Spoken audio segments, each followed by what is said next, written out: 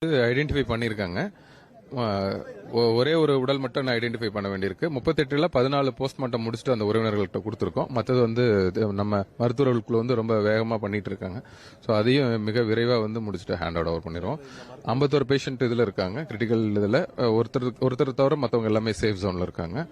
ஓவராலா 111 பேர் சிகிச்சையில் இருக்காங்க. நம்ம மனு முதலமைச்சரே நைட்லயே சொன்ன மாதிரி தான்.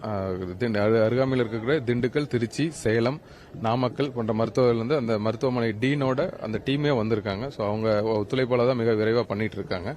ஸோ உங்களுக்கு இது இரவு பகலாக அவங்க கன்வெல்ஸ் பண்ணிட்டு இருக்காங்க. அவங்களோட எஃபர்ட்ஸ் போட்டுட்டு இருக்காங்க. எவ்வளவு விரைவாக உடல்களை உறவினர்கள்ட்ட கொடுக்க முடியுமோ அதுக்காக கொடுக்கறதுக்கும் ஒரே ஒருத்தர் மட்டும் இன்னும் பண்ண வேண்டியிருக்கு. அதையும் ஐடென்டிஃபை பண்றதுக்கான முயற்சிகள் எடுத்துட்டு